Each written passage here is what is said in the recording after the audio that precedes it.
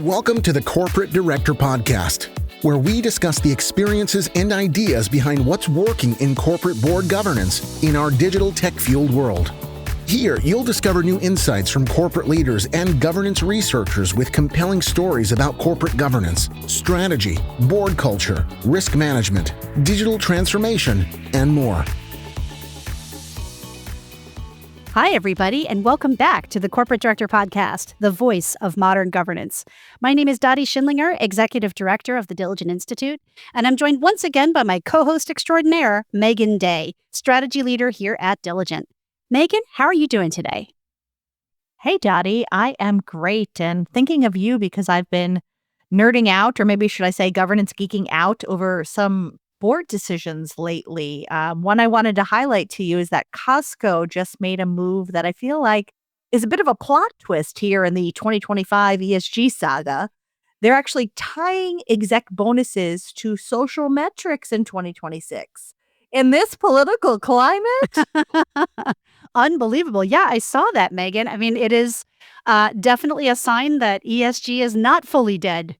Maybe it's still on life support somewhere. But yeah, why don't you tell us a little bit about what Costco is up to? Yeah, they're really trying to tie a meaningful portion of leadership comp to some ESG metrics. And, it's at a time, as you mentioned, that companies are sort of backing quietly away. It's a bit of a lightning rod issue here in the US. But their plan is, I think, bold and specific. So in 2026, they want to tie up to $160K of the CEO bonus and $64,000 for each other executive to quantifiable environmental and social goals that include things around DEI, emissions reductions, human capital management, and it's a mix of hard metrics as well as sort of discretionary evaluations. It's interesting. They have really, as an organization, Costco, maintained this. This is not actually dissimilar from things that they have done in the past, despite, political pressure or controversy here in the United States. And it's really interesting to see. Well, one of the things that speaks to, Megan, is, I remember back in 2022, they had some shareholder engagement around ESG. And at that time, there was a proposal that they put forth to set some science-based targets for greenhouse gas emissions across their entire value chain. And that passed in 2022. So I think this is really just a continuation of the work that they've been doing now for a number of years. And actually, that's probably a pretty good segue to the conversation that I got to have with Tracey-Lee Brown from PwC. She works on ESG. And our conversation was really about what are companies actually up to these days? And the truth is, a lot. They're doing a lot. A lot of companies have continued on with commitments they made in years past because it's part of their strategy. It's good for their business. It's something that's core to their mission and to their values. And so they haven't backed away from it. Maybe they're just not sending out as many press releases about it, but they're still doing a lot of the things that they had planned to do back in 2020, 2021, 2022. They're just continuing forward with some of the things that they had planned to do. I find that very reassuring, right? Because it, in some ways, it's almost a good thing sometimes to have this backlash because it forces companies to really think about why were we doing this in the first place? Were we doing this as some sort of virtue signaling or greenwashing? Or was this truly part of our corporate strategy and truly good for our business? And it forces them to really focus on the things that matter. And so maybe in some small way, the outcome will be a net positive one, even if there's a lot of political and very public headwinds against saying what you're doing. I don't know, but what are your thoughts? Yeah, it's interesting, Dottie. One of the things that we had talked about, I mean, I think even when the term ESG was on the rise a couple of years ago was like, what are you talking about? Are we talking about environmental sustainability? Are we talking about corporate responsibility? Haven't companies been doing this for a long time? And I think that's still going to be the case. We're going through a bit of another rebranding, if you will. And for organizations that really want to address these risks that ESG was originally meant to address, climate, equity, resilience, that really hasn't gone anywhere and probably won't ever go anyway. Well, Megan, that's a good segue. Let's listen to the conversation I had with Tracey-Lee Brown, and we can come back at the end and sort of wrap up.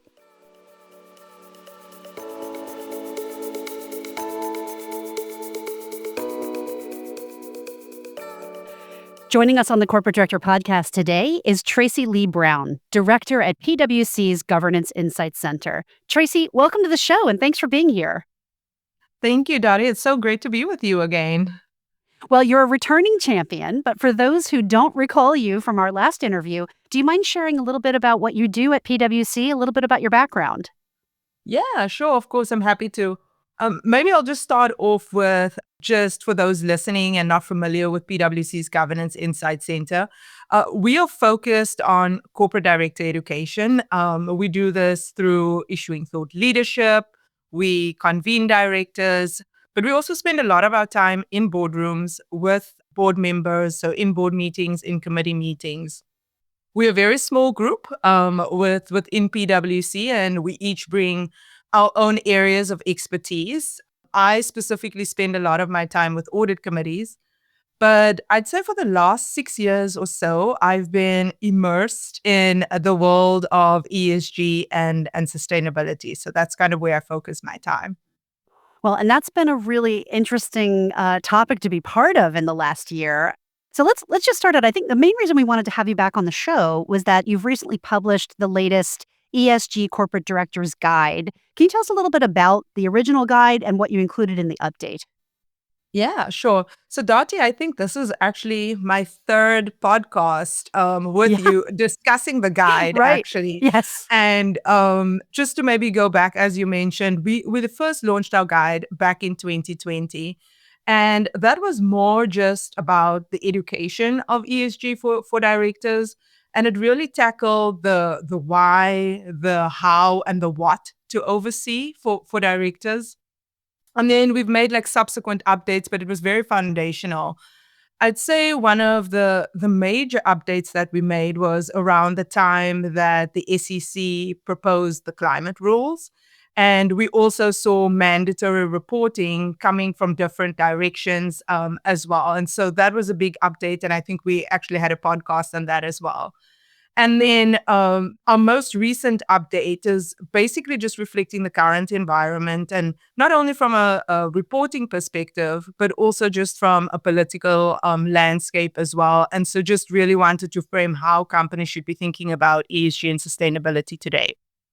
Well, that's a really good segue, Tracy, because, I mean, you're right. There's been a lot of what I would kind of call political noise related to issues of sustainability, and particularly just even the use of the term ESG. So, what are some of the things that you're seeing here? Has the noise actually changed stakeholder expectations or investor expectations? I mean, what's really happening in this space?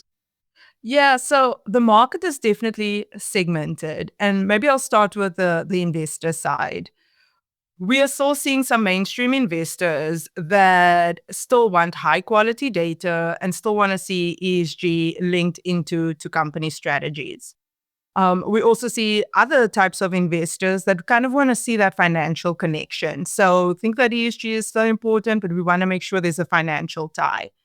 And then there are also the vocal critics out there as well. And then just from a company perspective, we've definitely seen some deviations here as well, especially as we think about reporting and some of it may being paused a little bit. So we've seen some companies retreat in terms of reporting there. But I've been spending time with chief sustainability officers and also just understanding. And even from their perspective, they are still moving forward with plans and the integration into their strategies, because they feel that this is good business and it makes business sense for them. And so I would say that the answer isn't necessarily to retreat, but really lean into the opportunity to show how ESG issues are about doing good business. So, yeah. So, Tracy, one of the things I want to talk to you about, I mean, this is a really evolving landscape, right? And one of the things that always sort of troubled me was whether or not companies are doing this work merely as a compliance exercise, right? Are they just looking at what the SEC is requiring them to do, or what the EU is requiring them to do, or what California is requiring them to do? I mean, what are some of the things that you're seeing around that? I mean, do you agree? Is it really a compliance exercise? And what happens if a company takes that approach? I mean, what are they missing if they just stick to being compliant? So there are several shifts that we've seen across various elements of ESG, and particularly on the reporting side. companies that approach sustainability primarily through that compliance lens often end up with this rear view perspective and focusing kind of on what's already happened. But to truly unlock the value of sustainability, organizations need to be forward looking, right? And so identifying those opportunities and risks. And I'd say that's one of the main things that we try to reframe in our guidebook as well. But at the same time, I will say that I believe that the data and reporting is what they are disclosing. I think that plays a critical role in kind of bringing a discipline and a common language across operations and your investor relations and your boardroom. So I'd kind of look at the reporting and compliance exercise from that, and that it does bring that lens as well. But definitely, it should not be just a check the box exercise and making sure that it's integrated into the strategy, as I've mentioned before. Are there particular ways, Tracy, that you feel like this year's version of this report really tried to address the changing landscape that maybe was new from previous iterations of the report? Yeah, I think we really honed in. I mean, it's always been a discussion around strategy, right? And being integrated into strategy. And I think we really try to say, let's put the compliance aside. And again, what does this look like just from a business perspective? And what are those risks and opportunities? Because those are still board responsibilities, right? And so making sure that that is integrated into your ERM frameworks and those type of things, and its discussion as well. So I think that was kind of the importance, just given where we are from how the landscape has shifted. That's really helpful. I mean, one of the other things that I think we should talk about is unpacking the word sustainability, right? That's a massive term that encompasses so many different avenues. How can boards support the management team to focus on the few things that really move the needle for their business? And I'm sure this is very dependent on sector and industry, but how can boards really make sure they're focusing on the right things when it comes to sustainability? Sure. And that's a great question, because when the way we think about it is ESG are all those various topics that you see under that umbrella. But sustainability is basically managing those topics, right? And integrating it into the company strategy. And so I would say that boards can help management with identifying what are those 3 to 5 topics that will impact the company, because we have all those various topics under the ESG umbrella, but not all of them are material to the company, right? And so really honing in on what are those 3 to 5 items that will impact the company. And you can start with like a wide aperture, and then you can kind of break it down by looking at what is the financial impact, what is the reputational leverage, what is the external volatility for these items. And that can help cut down the list to these are the 3 to 5 items that we need to be focused on. The other thing that I'll just say around once we've identified those 3 to 5 items is making sure that it's tied back to the company's purpose and long-term value as well. And then the last thing to just note here is that those 3 to 5 items are not static, right? It's dynamic, it's constantly moving. And so it's making sure that it's being monitored and refreshed regularly as well. So I think you're right to point out it really all comes down to how does this create value for the company and how do you message that appropriately to stakeholders? So I want to talk a little bit more about that because there's some regulatory deadlines that have shifted a bit, right? So how might you advise companies to kind of use this new breathing room that they have to change how they're interacting with their stakeholders on these issues? Sure. So there are 2 things that I'll offer up. The first is, as you mentioned, with the stakeholders, maybe use this pause to engage with your top stakeholders and understand. So your top investors, you want to maybe speak to your employees, your key customers, and understand from them where they are in terms of the disclosures that they want from you. What exactly is it that they are focusing on? Are your current disclosures meeting their requirements? And so using this time to basically have the dialogue with those stakeholders, and so that you can provide the necessary disclosures. And then the other item that I'll say is unrelated to reporting, but what management teams could also use this time to stand up a cross-functional ESG steering team which incorporates finance, legal, ops, comms, etc., to make sure that everybody's on the same page and everybody has the same narrative. And this is not something that you can stand up in a day or two, right? This is going to take time. And so while we have this little bit of breathing room, maybe that's something that companies could be focused on to stand up this ESG steering committee.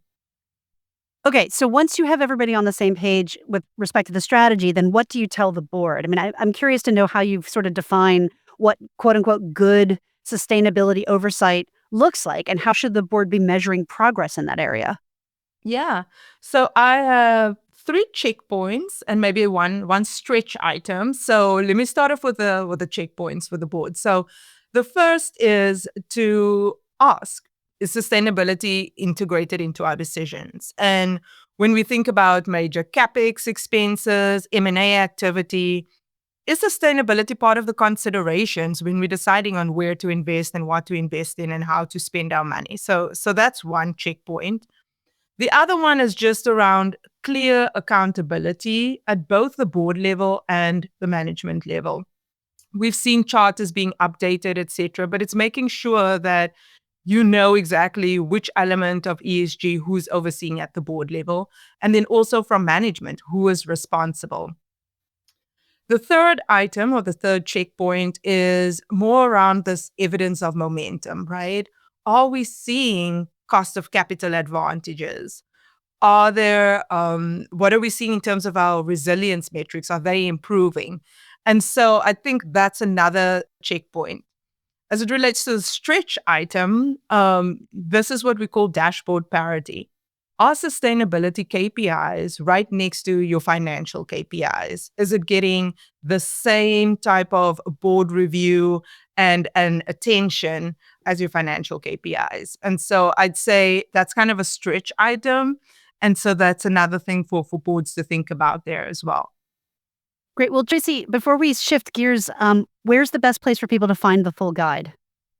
Sure. So it's on PwC's Governance Insight Center. We have a host of thought leadership on our website, but if you search for the ESG or sustainability topic, you'll be able to find the guide right there. Great. Well, the last 3 questions I'm going to ask you, I think should be familiar to you since you've been a guest on the podcast before, but these are 3 questions we like to ask every guest who joins us on the show. So the first question is, what do you think will be the biggest difference between boardrooms today and 10 years from now? Ooh, in 10 years, I think the biggest difference will be the type of directors sitting around the table. Boards will need more diverse experiences and skill sets, in my view, particularly in the area of technology. I think sustainability as well, human capital, just to stay ahead of what this increasingly complex and fast-changing landscape. So yeah, I'd say that's the type of director. And next, what was the last thing that you read, watched, or listened to that made you think about governance in a new light? So I don't think I've mentioned this to you, Dottie, but I recently relocated from the East Coast to the West Coast. So I am now on the West Coast, and through that, I've been listening to several podcasts as I'm trying to learn more around the startup and VC ecosystem. And it's just given me a different perspective on how ownership structures can shape governance practices. So I'd say that's kind of been the most recent aha moment for me. And finally, Tracey, what is your current passion project? So, Dottie, if you look at my LinkedIn, you will see that I lead with the title of mom. I have 2 little boys, ages 2.5 and 5 years old, and they keep me very busy. And so whether I have time for a passion project is definitely a discussion for another day. However, I've developed an interest in, and something that I'm just learning more about, is that many boys and young men today are struggling to find a purpose and belonging as they are falling behind in school and work and their relationships. And there's research behind this as well.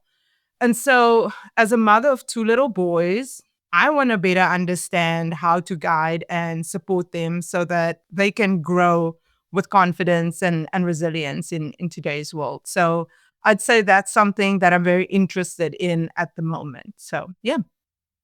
Well, Tracey, thank you so much for joining us back on the show. Thank you. No, thank you for having me. We've been joined today by Tracey-Lee Brown, Director at PwC's Governance Insight Center. Tracey, thank you so much for being on the show.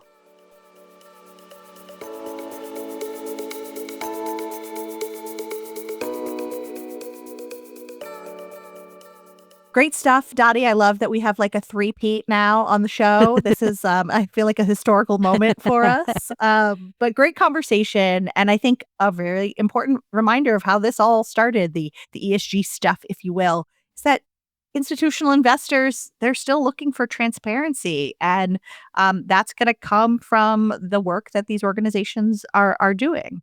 I think that's right, Megan, right? At the end of the day, it's about a couple things, right? It's really about how do you explain to potential investors and shareholders and current investors and shareholders what it is that you're actually doing as a company? What is your strategy? How does this tie into creating long-term value?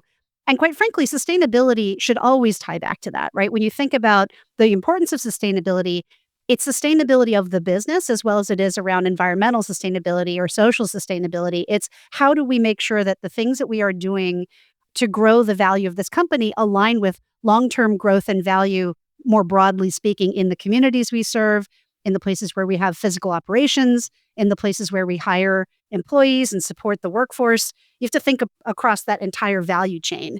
And I think what Tracey is pointing out is those things all still matter to businesses. It's not like, the political conversation of the day changes that math. It just maybe makes it a little less popular, but it doesn't mean that it's not still good for your long-term value and the growth of your business. And she also, I think, is helpful in pointing out, companies don't just operate in a vacuum, right? They don't just operate within one geographic region often, and they are beholden to regulation and compliance in other parts of the world, like in the EU or even in California, right? Wherever you're doing business, you have to be really mindful of what are the norms and the standards in that area as well, because you have to uphold them if you plan to do business there.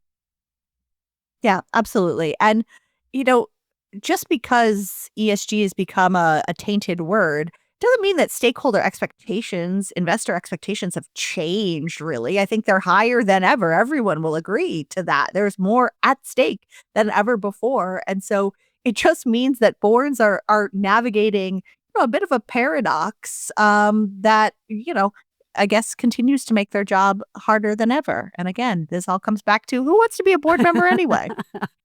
Well, Megan, I think that's probably a good place for us to wrap up another episode of the Corporate Director Podcast, the voice of modern governance. I'd like to say a few special thank yous, first and foremost, to our three-peat guest, Tracey-Lee Brown from PwC, podcast producers Kira Ciccarelli, Laura Klein, and Steve Clayton. Our sponsors for the show, PwC, KPMG, Wilson Sonsini, and Meridian Compensation Partners.